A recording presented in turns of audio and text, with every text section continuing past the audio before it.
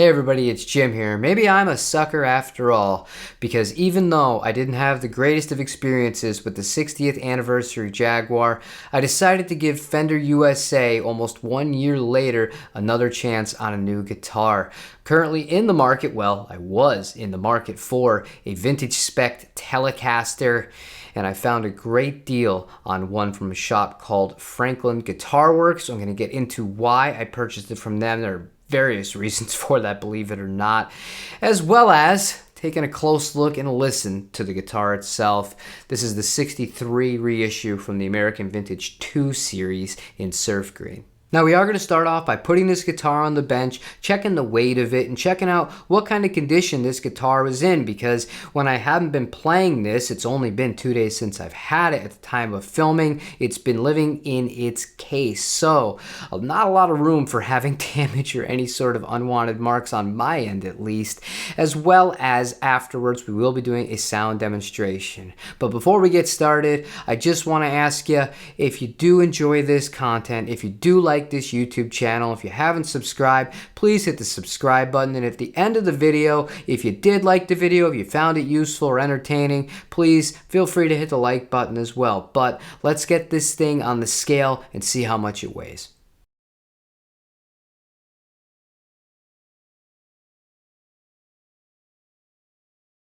Alright, so the quick rundown of this guitar: you have an alder body, you have a nitrocellulose surf green top coat over a poly base coat, parchment pickguard, 2 pure vintage 63 pickups, which are new for this model, a 3-saddle steel bridge, and these are the threaded variety of those, which are period correct, 3-way selector switch, no push pulls, just volume and tone, and that is pretty much it.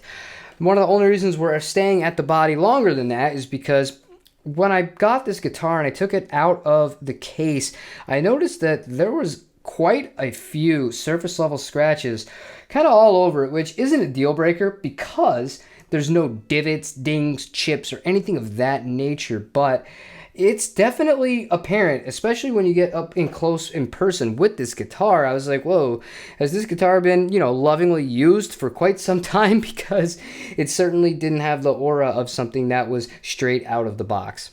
And onto the neck, we carry on with the vintage appointments. You do have a 7¼ inch radius. The neck profile is a C, and it does have narrow, tall frets on it. Let's check on those guys right now.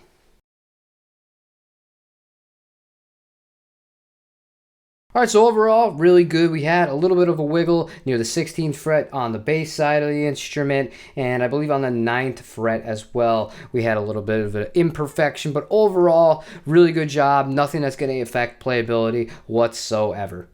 Now, before we measure the actual thickness of the frets, you can see that these are rolled fingerboard edges, but they're not excessively rolled, and I actually really like that. Onto the thickness, 0.88 at the first fret.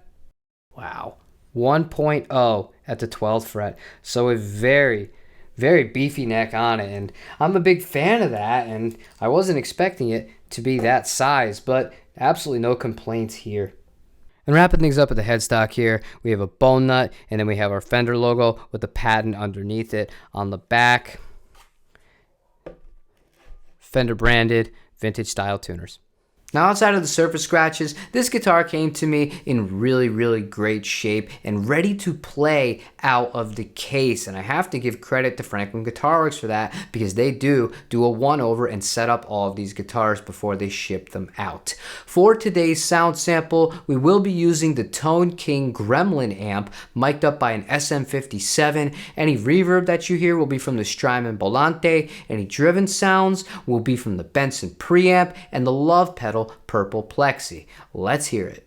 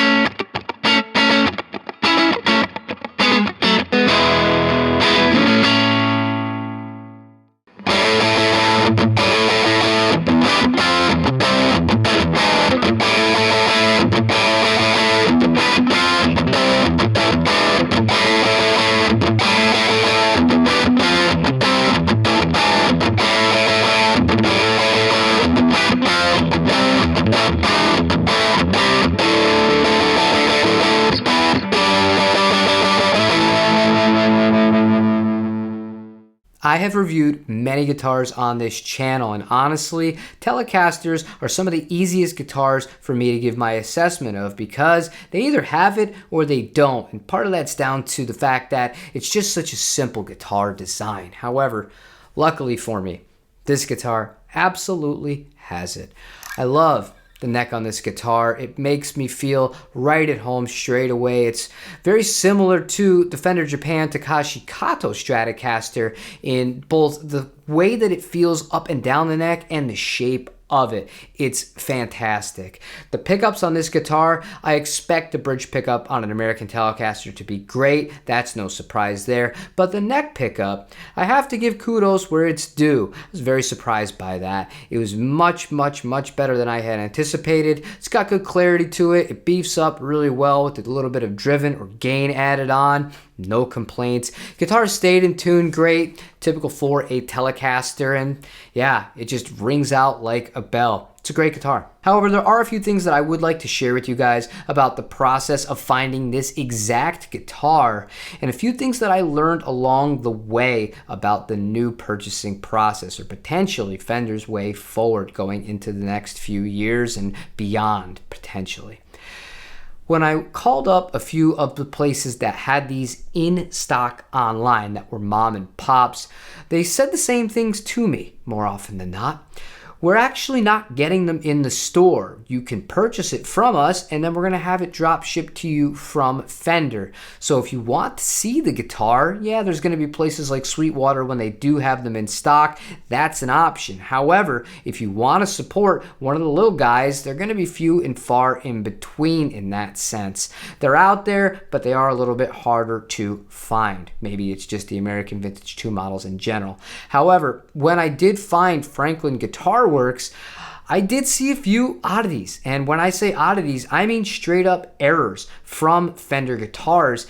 They shipped with the wrong bridges on multiple models. I saw a few of these. You're going to be seeing it on the screen, also surf green, that had a 6 saddle bridge on it, and somehow that passed through quality control. And I have this little booklet that's similar to the one that I got from Gibson about a checklist, and apparently they just didn't check a bunch of these guitars as far as making sure they were at least equipped with the correct parts on them. But I did want to verify that these guitars were in fact new from Fender, so I reached out to Franklin Guitar Works, and they said, yeah, this is just how Fender shipped them to us. Sometimes we'll even get the wrong necks on guitars. I swear to God, you can't make this stuff up. So they just kind of brushed it off like par for the course. And I only bring this up because I alluded to Fender's potential new model of having you buy direct and sight unseen. That's a dangerous proposition because I got this guitar at a great price when they were running their 30% off sale at Franklin Guitar Works. But if you purchase it from Fender at full retail or even 10% off, and you get the guitar and it doesn't have the right parts on it, look, I'm not going to say Fender's not going to make it right. I would assume Fender is going to make it right, but you shouldn't have to go through a process like that. You shouldn't have to gamble and hope that your guitar is going to come with the correct parts and equipment that is advertised with. With the 60th anniversary Jaguar, I did have my complaints with the pickups not being as advertised, but that's a little bit different than actual hardware, potentially a neck. But at the end of the day, sure, it took me a little bit longer to find this exact guitar, but I'm very happy I did. I don't regret the purchase whatsoever, and I can also definitely recommend Franklin Guitar Works out in Nashville, Tennessee. The guys did an absolutely killer job setting this guitar up and getting it to me in a very timely fashion. Prices are great too. Very competitive pricing. If you go to the Reverb shop, you'll see for yourself. And no, I don't have any affiliate code. I don't get any kickback. I don't have any deal with them. I bought it just as you would if you decide to go the same route that I have with this guitar. But that's all we have for today. Let me know in the comments down below what you thought about this guitar. How did it sound to you? If you have an American Vintage II, let me know which one you have and what you think about it. But thank you for watching. I really do appreciate every single one of you guys that supports this channel, especially the members of this channel who go that extra step to show their support. You guys really are the absolute best, and I'm so grateful to have you in this community. Play your guitar, enjoy your day, and take it easy.